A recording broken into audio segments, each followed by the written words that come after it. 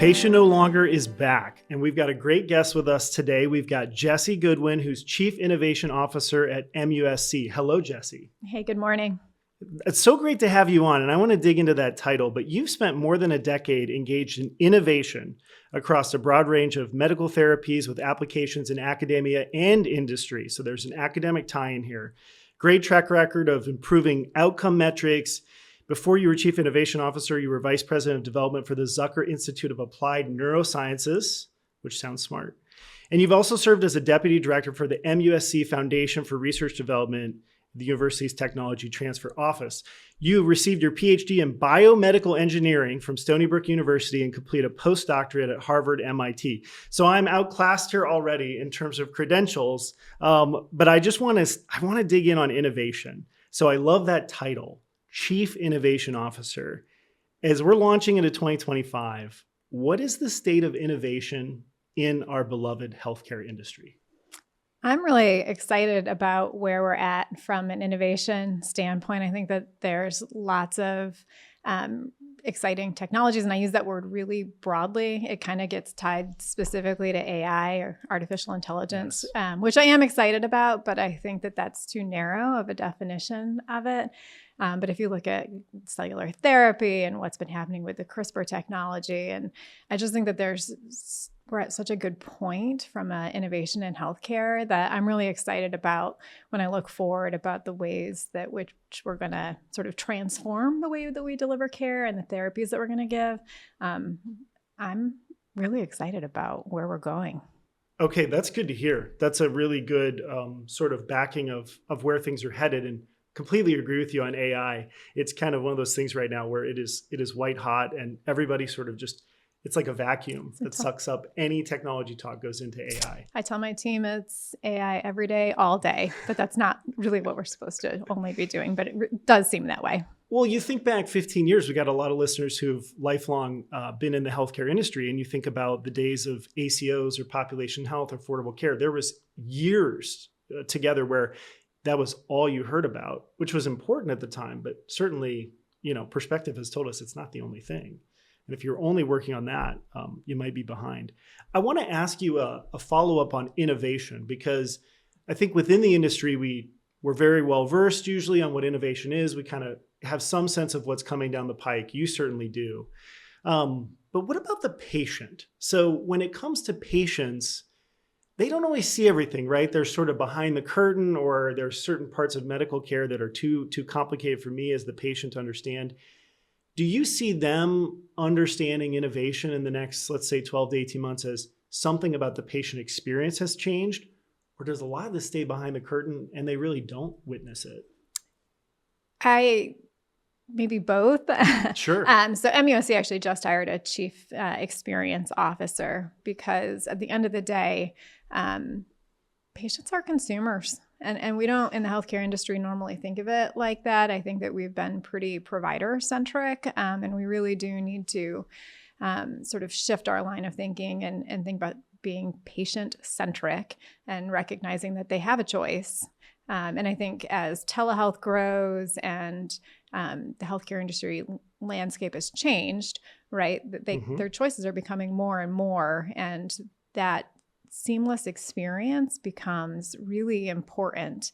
We talk a lot at MUSC about access. It's one of our big challenges. It's a challenge facing, I think, the nation from a healthcare perspective. And I think that those are areas ripe for improving the patient experience. It can't just be ops behind the scene. It can't just be high-tech equipment that we're rolling in that they don't fully understand. We have got to also think about how do we transform the patient-facing aspect of it as well, starting right from the point where they're trying to book an appointment, quite frankly, and then kind of bring it all through there. We take a pretty broad look at innovation at MUSC. We refer to it as, a creative solution to a pain point. And the president of our academic medical center is really bullish on the fact that innovation can happen anywhere, and every single one of our 35,000 employees is capable of it. And so I always remind everyone that patient experience starts from the time they pull into the parking garage, right? Yeah. So when we think about it, like it should be patient facing. It should be the whole entire experience, not just the tech that's happening behind the scenes. I think that we have room for improvement. And if we look at other industry verticals, healthcare needs to catch up. Yes, we share that sentiment. In fact, your whole answer to that, we share. I mean, NRC Health has talked about how, really before they're a patient, they're a consumer. And underneath even being a consumer, they're a human. So human understanding is important to us. In the book, Patient No Longer, we talk about when you first think about needing care, you really in some ways become a patient. But what I like about your answer and the journey facing part of it, it's very truthful in the sense that there will be things that people notice and people don't notice, but it could all improve their experience. And that experience is a complete journey. I think sometimes with CEOs, your point about patients are consumers, I wouldn't say that that would ever get me kicked out of the room, but there are some passionate folks in healthcare who say, no, it's all about patients and our patients are patients. I've had this debate with past guests and some of the listeners might recognize, we've talked about our patients first, our employees first, but when you hear someone very passionately say, they're all patients and I'm focused on patients, what would you respond to with that? And is that right? And we need to focus elsewhere? Or is it truly that patients come in a lot of forms and they're not just patients? Sometimes they're something else. Yeah, we definitely have that debate as well. And I am married to a physician. Okay. So this debate comes home with you sometimes. Yeah, well, and so I can appreciate that perspective as well that, we're not just selling goods and services in a traditional, provider consumer fashion, but I use myself as case example. I'm a working mom who needs to book appointments, and I want to be able to do that while driving through the drive-through at Starbucks, right? And so that convenience factor, I am a consumer, right? I'm looking at ease. It's the whole reason that Amazon's business model works. It's because it's easy. And so I do think that the patient is the patient. We need to build a relationship that has to be based on trust and loyalty, and all of those things still hold true. But at the end of the day, they still have a choice on where they're going to go to get that care.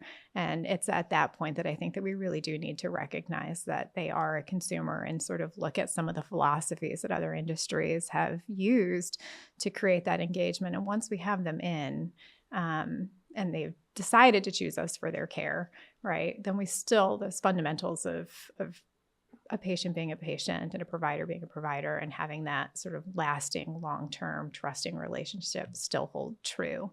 That is so true. I want to take you with me to some of these forums that we get into because it's very well said. And your point that you're kind of continuing to touch on around choice and people having choice and wanting choice. Before we hit record, we were talking a little bit about, what's changed and what's not. And you think back to the ACA, you think back to a lot of promises that a consumer's been made through healthcare of you will have a choice.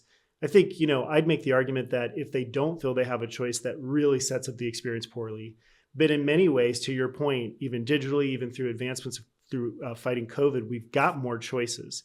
So I'm curious, as you think about your own organization and how you position yourself, because this is another part that I think is missing in healthcare, is that if people can choose, we should really be thinking about why they should choose us. They don't just show up. So let's go against their patients, they show up argument. You're an academic medical center. I mean, you've got some interesting, unique advantages at MUSC, but lots of people listening have unique advantages. How do you position yourself as an organization to be that choice and for consumers to then feel good about making that choice to be your patient? Yeah. Part of it is thinking about it as, there's a philosophy that our organization has that the best care should be delivered locally, right? And so if you look at MUSC's trajectory over the last really 5 years and our growth, we used to be isolated in downtown Charleston. We had some practices out, but our hospital was 700 beds on the peninsula. And this is where we expected everyone to come for care, right? Clinical trials, specialty care, inpatient, you came downtown. And there's been a shift in that philosophy and really thinking about sort of expanding our reach and meeting patients where they are. And so I think that is one of the ways in which we're sort of adjusting our own philosophies and sort of reach. But that academic medical center brand identity only gets you so far. And I think people associate that, just in my opinion, with sort of cutting edge research and maybe the advanced specialty care. But that might not be enough to bring them in the door for just routine checkups. And so, that's, I think, where we're starting to shift and think, best care should be delivered locally, and sort of expanding that footprint of the organization out to meet the needs of the state of South Carolina, where we're located. Well, and your answer is very refreshing. I think a lot of consumers would agree, knowing what we know about what consumers want from healthcare. A lot of it is coming away from the tower, largely because the tower is inconvenient to get to, and your example is great, but also because it feels good if a great provider with a great brand comes to me. And maybe there's a little more of a two-way street there than me always having to go in to the destination.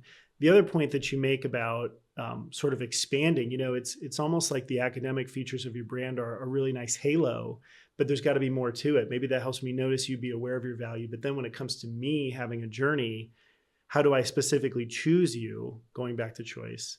But actually, that also leads me to something else that I wanted to talk to you about, and that is, why people choose certain brands. So there's a debate that's been roiling for a while about, choice is not always about brand reputation or brand strength or even things like quality or technology, but rather just convenience, just simply convenience, that I want to choose a brand that's convenient, and that's it. So I got to get your take on this. Where do you come out on this? I know not everybody's the same, but where do you come out on that debate? Yeah, I think convenience is a huge factor, particularly nowadays. And, if you look at different population, right? I look at the way that my 17-year-old is going to think about getting care. I think it's going to be less about brand and what she can get on her phone, quite frankly. And so I think convenience is a big factor for it. I still think that if you're an oncology patient, you have a diagnosis of cancer, there is that brand recognition and the AMC recognition that comes strongly into play, where you feel like best care is going to be given at those centers. And I think that is true, quite frankly, and lots of access. But I think for the more sort of routine visits, brand only gets you so far. Now, I would like to think, and I'm not a strategist, but I would like to think that if you have brand and you're convenient, that you'll win out. Yeah. And so I think that sort of supports MUSC's growth strategy over the last few years as well, right? So putting our brand out where it is convenient, not just for specialty care, but for primary care as well. I think your point about tying the two together in a really nice dovetail, I do think that that's possible. And I almost wonder if things have reversed over, say, the last 20, 25 years. I know when I got into healthcare, it was a lot about you choose the brand and then you sort of have the experience, and hopefully that's convenient. You're not waiting too long. Things are making sense. It almost in some ways sounds like it's reversed, where I'm going in expecting no friction, ease, convenience, getting an appointment, and then maybe I experience the brand as I go. And in the end, I say, wow, MUSC, I wouldn't choose anyone else, but it's not necessarily why I chose you to start. Yeah, I mean, maybe that's just my opinion on it again. That's what this is about. But I just think, again, for low acuity, more routine care, convenience trumps, right? Yes. And I say that as I said at the top, as a consumer myself, right? As a working mom who's trying to figure out how to fit in my own, screenings that I need and trying to get my kids in as well. Convenience trumps brand for me. Now, if I can get into the brand conveniently, I'll choose that. But at the end of the day, it's about ease of booking the appointments. It's about the timeliness of being able to get in, and it's about convenience of location. If I'm leaving work to drive to their school, to pull them out, to be able to take them, drop them back off and get back in, it really is like that whole factor becomes into play. I don't want to take a half a day to go to a dentist appointment or to an annual physical, right? Because I have to drive 10 miles from where their school is, right? So, as a maybe N of one. I don't think it's an N of one. I think your point is really well made. And I think, we might look at a proof point like the rise of urgent care. Yeah. I mean, if what you're saying isn't true, then urgent care has no business model. I know. And but you see that the volume of usage of urgent care is going up, right? Because it's much easier just to be able to walk in the door and ask for an appointment at that time, right? Yeah. Do we really need throat cultures done in urgent care? Probably not. My husband and I chat about sort of right sizing care, and he would be like, oh, I have family members who go to urgent care all the time. And he's like, that is not what they're there for. Yes, he's lamenting that. Yes, but they do it because it's convenient, right? The hours are good. They can go after work. They don't have to take the afternoon off. They're not booking an appointment. They can just drop in and it feels convenient. And so, urgent care isn't what it used to be. I think the definition of it's kind of expanding, and we're seeing that there is a business model for it, right? And it's a growing one. Sure. That's a really good point. And it's a lot to think about in terms of how consumers choose. I love the points you brought up. Let's mix it up. We do this with every guest. We're going to do a speed round. So we're going to take a little break from healthcare. Everybody appreciates that. And we're going to do, this is a series of 5 questions, no right or wrong answers. Just going to rapid fire it. Okay, Jesse? Coke or Pepsi? Oh, Diet Coke. Diet Coke specifically. Fiction or nonfiction? Fiction. Very good. We don't hear that one much. Morning person or night owl? Morning person. Okay. It's good we're doing this in the morning. Favorite movie or favorite TV show of all time? Oh, of all time. This always stumps people. Yeah. Maybe favorite movie of all time, probably a tie between Happy Gilmore and The Princess Bride. I love that. Both have special places in my heart. Happy Gilmore 2 is coming out this summer. I'm not paid by them, but I saw they're getting a sequel. Okay, last one is East Coast or West Coast? East Coast. I had a feeling you'd say that. So let's dig back into healthcare, but I'm going to keep this one light because I loved your background and what we talked about and what I read about. You're a fan of a good metric and measuring success, and that's been a big part of your career. What is your favorite metric and why? Yeah, I have lots, and as you read in my bio, I'm an engineer by training, so I'm big on process and repeatable things and sort of really focusing on KPIs. But one of the ones that I really like that is actually a little bit squishy is we added culture of innovation to our Press-Ganey survey. And so we get annual feedback on the employees' perception of MUSC's culture of innovation. And we track it, and we actually do really well on it. And the reason I like that is because I think that it's easy to sometimes point at big, shiny initiatives and say, MUSC is great at innovation. But you find when you track, and if you're kind of embedded in this space, that organizations that have a high employee-rated culture of innovation have better metrics across the board. It's, sort of that correlation, but they have better financial metrics, they have better employee engagement, they have less turnover. And it really all comes down to not what the outside world says about the organization based off of what we're out there telling and putting on billboards, but about that fundamental, the way that the actual employees feel about it. And I like to think it comes down to a culture of being heard, right? And so do they feel like they have a space and a forum and a culture of innovation where things can really happen big and small? And so that's one that we've been tracking. Okay.